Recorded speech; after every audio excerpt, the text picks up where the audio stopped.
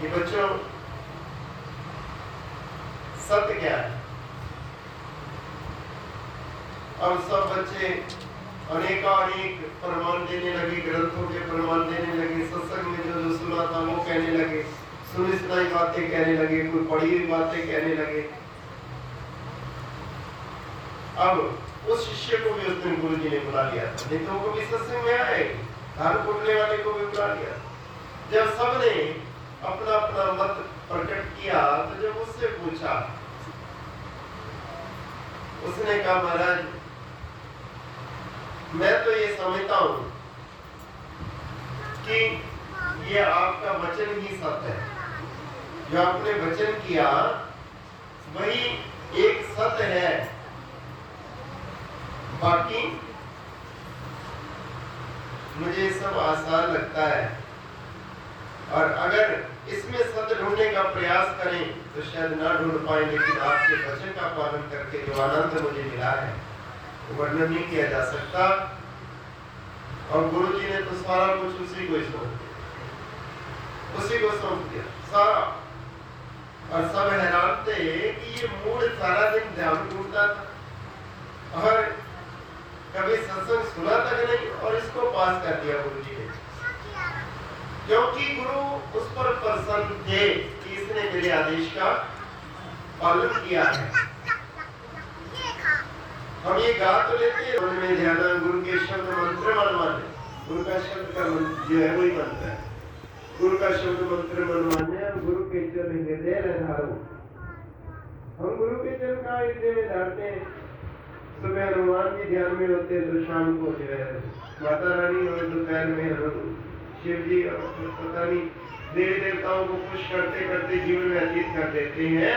लेकिन घर में भी अगर 10 मूर्तियां रख ली, कभी फूल कोई लेकर आ गए, घर में चढ़ाने लगे तो 2 फूल कम हो गए, मन में सोचते आज माता रानी जो है वो खुश नहीं होगी, किसको छोड़ूं और किसको जगाऊं, बड़ी समस्या हो जाती है। फूल तोड़ तोड़ कर भी चढ़ाते, कौन पसंद। लेकिन एको साधे सब सदे है, मन कुत्ता दर फिरे दर दूर होए, जो एक दर का हो रहे तो दूर करे ना कोई।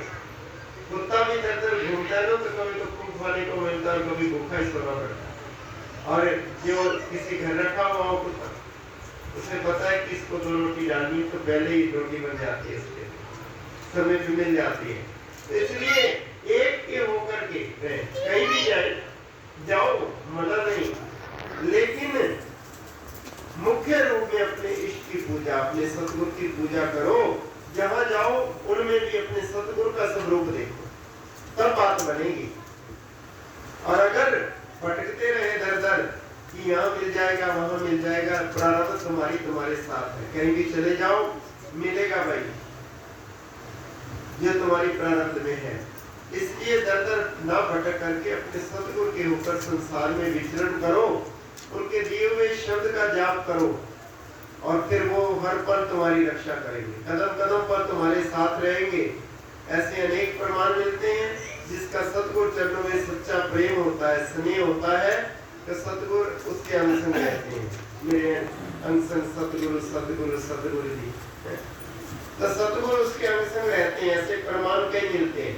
एक व्यक्ति किसी जंगल की राह से जा रहा था, अकेला था, सुनसान रास्ता था, मन में है उत्पन्न हुआ कि मैं अकेला हूँ, जंगल का रास्ता है, चारों तरफ इधर उधर देखते हुए जा रहा था। जब पीछे नजर गई, एकदम से चौंक गया कि मैं पगडंडी पर अकेला चल रहा हूँ, लेकिन 4 पैरों के निशान है। चिल्लाया, अरे मेरे पीछे कौन है? तो आवाज आई कि बेटा डरो मत, मैं तुम्हारे साथ हूँ। उसे लगा ये तो मेरे गुरुदेव की आवाज है,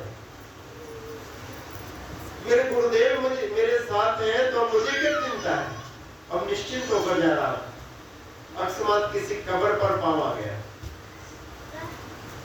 एकदम से बड़ी भयानक डरावनी चीज उसके सामने आई। चिल्लाया, गुरुदेव रक्षा करो। पीछे मुड़कर देखा तो केवल 2 पैरों के निशान। कहा, गुरुदेव तुम भी इस मुसीबत में मेरा साथ छोड़ गए।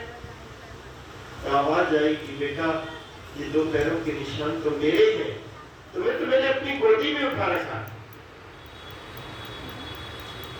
और वो चीज भी सामने खड़ी डर रही थी और आवाज आई कि अगर आज तेरे साथ तेरे गुरुदेव ना होते तो मैं फिर देखती तू आगे कदम कैसे रखता।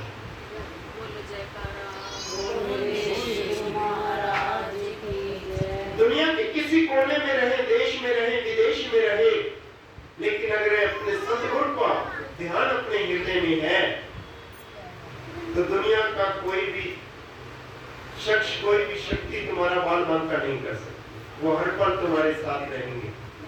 लेकिन अगर हमारा ध्यान ही भटक रहा हो तो हो सकता है कुछ भी प्राप्त न कर पाए। इसलिए जरूरत है अपने सतगुरु के चरणों का ध्यान। ध्यान का इतना बड़ा महत्व है कि वो वर्णन ही नहीं किया जा सकता। लेकिन आज व्यक्ति की सोच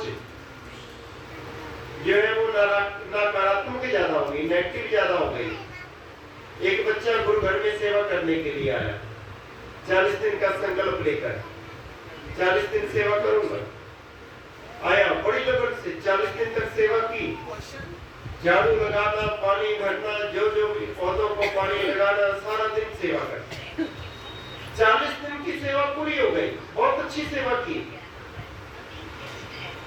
एक दिन और रहकर अगले दिन भंडारा करके 42वें दिन अपने घर के लिए प्रस्थान करना था। और जब भंडारा किया 41वें दिन पांव फिसला, टांग टूट गई, गिर गया, टांग टूट गई। डॉक्टर के पास ले गए, प्लास्टर लगा, बेड रेस्ट के लिए बोला, डॉक्टर कमरे में ला करके लेटा दिया। अब लोग उसके पास आ रहे हैं पूछने के लिए, क्योंकि 40 दिन जहां रहा तो परिचय तो स्वाभाविक है। कहते अरे तूने 40 दिन सेवा की, तेरे को ये फल मिला, तेरी टांग टूट गई, तेरे को ये लाभ हुआ, क्या रक्षा की तेरी?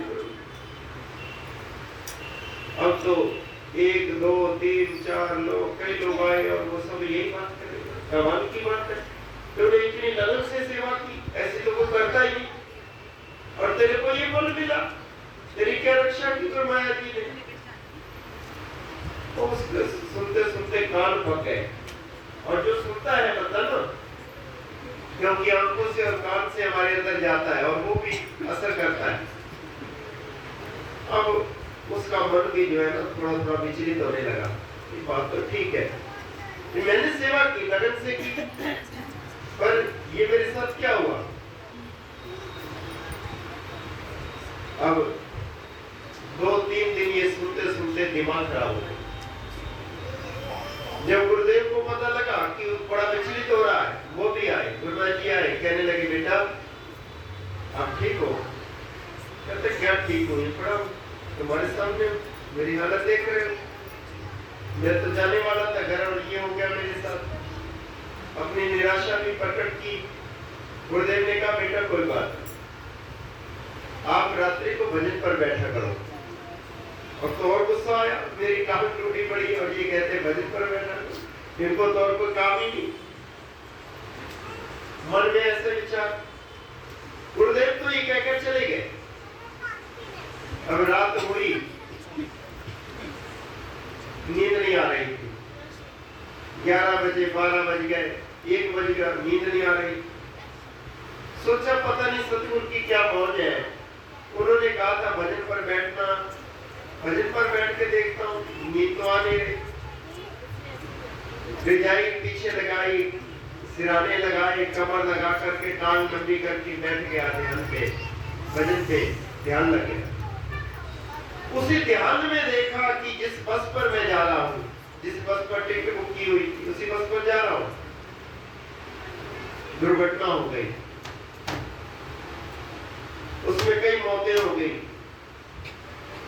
एकदम से आंख खुल गई देख करके, नवीद हुआ। अगले दिन भाई बंधु भी मिलने के लिए परिवार से आ गए हिमाचल से। जब उनको पता लगा कि टांग टूट गई, पता करने आए, वार्ता हुई। जब बताया कि मैं फला दिन उस बस पर जो सीधी चलती है, वो कहते हैं भैया शुक्र है तेरी टांग टूट गई, अच्छा हुआ तेरी टांग टूट गई। अरे वो बस तो बड़ी जबरदस्त टक्कर लगी उसको, ऐसी बड़ी दुर्घटना हुई कि उसमें तो 7-8 मौतें हो गई। अच्छा हुआ तो उस बस में नहीं था। अब जो व्यक्ति पहले ये सोच रहा था मेरे साथ बुरा हुआ है, अब वो ये सोच रहा है परमात्मा ने बहुत अच्छा किया। वो सूली की सूल भी बना देते हैं जब हर पल हमारा चित्त गुरु चरणों में जुड़ा। आवश्यकता है हमें सच्चे प्रेम की, सच्ची लगन की, सच्ची श्रद्धा, निष्ठा और विश्वास की। अगर कोई कष्ट भी आ रहा हो तो भी सोच हमारी सकारात्मक होनी चाहिए। जब सोच नकारात्मक होती है तो बात नहीं बनती। एक आदमी कार पे जा रहा है, कार का पहिया पंचर हो गया,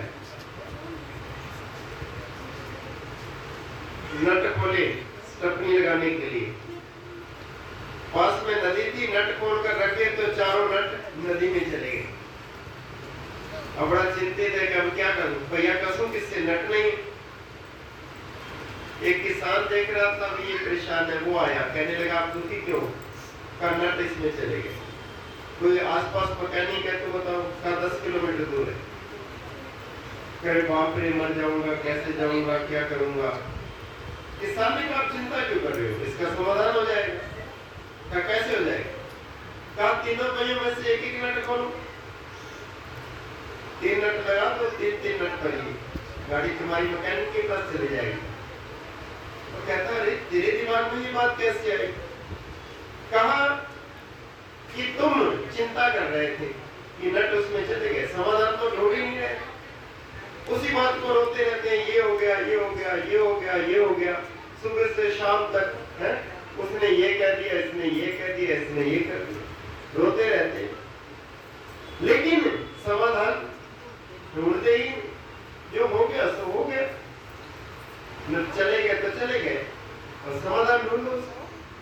समस्या को मत रो कि ये समस्या होगी तो होगी, हमारे प्रारब्ध में थी, होगी, अच्छा हुआ होगी, कर्म कट गया। उसका समाधान क्या है, जब हम समाधान ढूंढेंगे तो आनंद आएगा समाधान में, और समस्या को रोकते रहोगे तो सारी जिंदगी रोते ही रहेगी। रोना छोड़ करके उसका समाधान ढूंढते रहे। समस्या तो आएगी, जब तक जीवन है बचा नहीं जा सकता।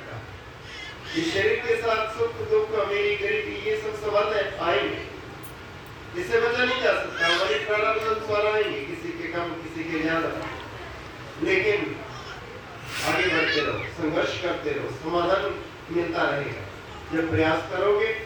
इसलिए जीना सीखें, व्यवहार सीखें, और उसके साथ साथ जीवन के उद्देश्य को समझते हुए प्रभु की बंदगी जरूर करें। खाना पीना सोना चाहे छूटे, जहाँ भी आपकी आस्था है, आप किसी भी रूप में भगवान को मानते हो, खूब दिल से मानो, लगन से। खाना पीना जो है उसी को केवल प्राथमिकता न दें, काम धंधे को ही केवल प्राथमिकता न दें, प्राथमिकता केवल अपने सतगुरु के नाम को दो। उनकी पाठ पूजा जो जो आपको गुरुदेव ने बताई है उस अनुसार वो करो, और बाकी सब काम धंधा करते हुए संसार में विचरण करते हुए अपने जीवन का निर्वाह करो। जीवन सार्थक होगा, आनंदमय होगा, सुखमय होगा। तो आप सब भाग्यशाली हो, आपको सत्संग की घड़ियां प्राप्त हुई हैं, और ये श्रेय मिलता है हमारे गुरुनाथ जी के बड़े ही प्यारे भक्त बोधराज जी और माता शीला देवी को, जिन्होंने बच्चों को सुंदर संस्कार दिए हैं भक्ति के। वो बहुएं हो, बेटियां हो अथवा बच्चे हो, सबको सुंदर संस्कार भक्ति के उन्होंने दिए हैं, और सब बच्चों का प्रेम स्नेह सतगुरु चरणों में है। तो आज की इन शुभ घड़ियों की मैं सभी संगत को लाख लाख बधाई देता हूँ। मेरे श्री सतगुरुदेव भगवान सदा सदा अपनी कृपा